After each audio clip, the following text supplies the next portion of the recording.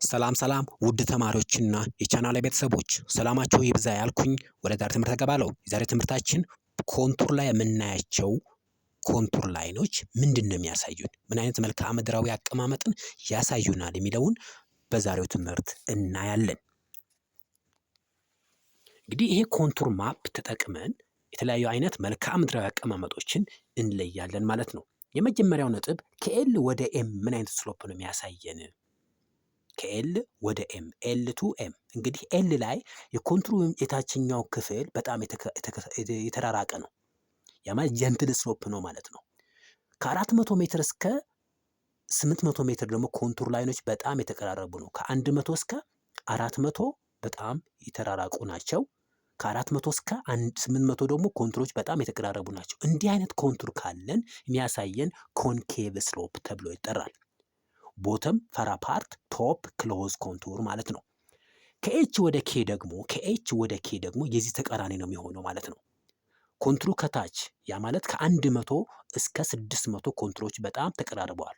ከ600 እስከ 800 ደግሞ ኮንቱሮች ተራርቀዋል። ስለዚህ ቦተም ክሎዝ ኤንድ ቶፕ ፈር አፓርት ኮንቱር ኢዝ ኮልድ ኮንቬክስ ስሎፕ ይባላል። ኮንቬክስ ስሎፕ ኤች ቱ ኬ ኢዝ ኮንቬክስ፣ ኤል ቱ ኤም ኢዝ ኮንኬቭ ይሆናል ማለት ነው። ሌላኛው ሌተር ሲ ምን ያሳየናል ነው። እንግዲህ ይህ አረንጓዴ ወይም ብሉ ከለሩ የሚያሳይ ወተር ቦዲ ነው። ስለዚህ እዚህ ጋር አንድ ትሪቢዩተሪ አለ። ሎንገስት ሪቨራችን ከዚህ ተነስቶ ወደዚህ ፍሎ ያደርጋል። ከተለያየ ቦታ ነው የሚመጣው፣ ከዚህ ከተለያየ ቦታ ነው። ስለዚህ ሌተር ሲ ማለት ይሄኛው ወንዝ መጥቶ ጆይን ሲያደርግ ሲ ምንድን ነው የሚያሳየን? አንሰር ኢዝ ኮንፍሉንስ ወይም ወንዞች የሚገናኙበት ነጥብ ነው ማለት ነው። ሌላኛው ኤ ቱ ቢ ነው። ከኤ ወደ ቢ ያለው ነጥብ ምን ያሳየናል? እዚህ ጋር ታች ማለት ነው። እንግዲህ ሶስቱ ኮንቱሮች 100፣ 200 እና 300 በአንድ ተገናኝተዋል። ስለዚህ ኮንቱሮች ከተገናኙ ምን ይባላል? ቦታው ክሊፍ ብለን እንጠራዋለን። ሌላኛው ኤስ ሪፕሬዘንት ኤስ እንግዲህ ዩ ሼፕ የሆነ ቅርጽ ያለው በሁለት ሪቨሮች መካከል የሚገኝ ዩ ሼፕ ቅርጽ ያለው ኮንቱር ላይን ምን ይባላል? ስፐር ብለን እንጠራዋለን። ሌላኛው ኦ ቱ ፒ ነው። ከኦ ወደ ፒ ያለው ነው። ከኦ ወደ ፒ ያ ማለት ከ100 እስከ 600 ያለው በተወሰነ መጠን ኮንቱሩ ተቀራራቢ ነው ማለት ነው። እንዲህ አይነት ስሎፕ ካለን ኢቭን ስሎፕ ይባላል።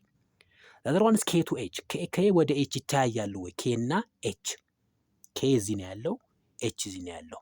እንግዲህ ኮንቬክስ ስሎፕ ከሆነ ዜር ኢዝ ኖ ኢንተርቪዚቢሊቲ። ዘር ዋንስ ኤል ቱ ኤም ከኤል ወደ ኤም አንድ ሰው ከኤል ተነስቶ ወደ ኤም ቢሄድ ተራራ የወጣ ነው ወይስ የወረደ ነው? ተራራ የወጣ ነው። ምክንያቱም አፕ ሂል ስለሆነ ማለት ነው። ከ100 ሜትር ወደ 800 ሜትር ማለት ነው። ሌላኛው ኤክስ ቱ ዋይ ነው። ከኤክስ ወደ ዋይ ያለው ላንድ ሰርፌስ የትኛው ነው? ኤክስ እዚህ ያለን፣ ዋይ እዚህ ያለን። እንግዲህ ይሄ አይተነው ከሆነ ምን አይነት ቅርጽ ያለው ነው? ዳውንዋርድ ቤንድ ያደረገ ወንዝ ክሮስ አድርጎት የሚያልፈው ላንድ ሰርፌስ ነው ማለት ነው።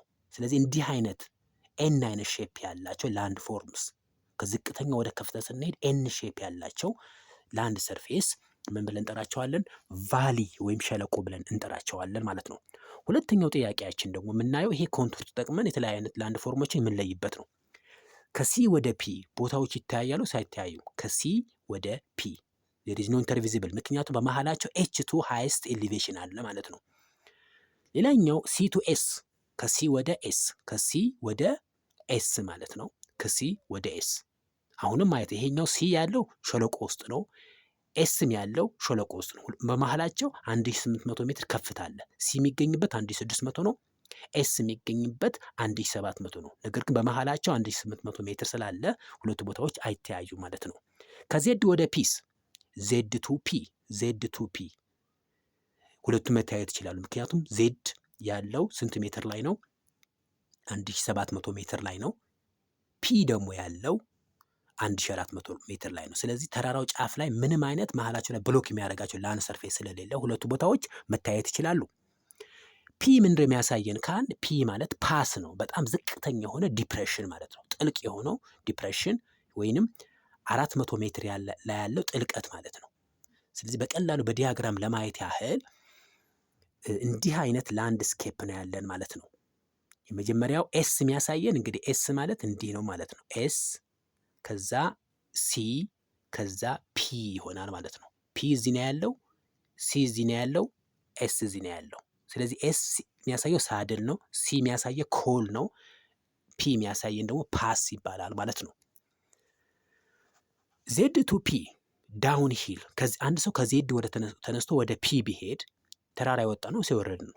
ተራራ የወረደ ነው ከዜድ ወደ ፒ ማለት ነው። ያ ማለት ከ1700 እስከ ወደ 1400 ሜትር ማለት ነው። አር ቱ ፒ ከአር ወደ ቲ ብንሄድስ ከ1400 ወደ 1700 ሜትር ብንሄድ ምን ያደርግን ነው? አፕ ሂል ያደርግን ነው ማለት ነው። ኤስ ኢስ ኮልድ ሳድል ይባላል። ኬ ክሊፍ ያሳየናል። ኬ ኮንትሮቹ መርጅ የሚያደርጉ የትኛውም ቦታ ላይ የሚገናኙ ኮንትሮች ክሊፍ ይባላሉ ማለት ነው። ስለተከታተላችሁኝ አመሰግናለሁ። ቀጣይ ያለውን ማጠቃለያ እንድትከታተሉ በአክብሮትና በትህትና እጠይቃለሁ። ቴንኪው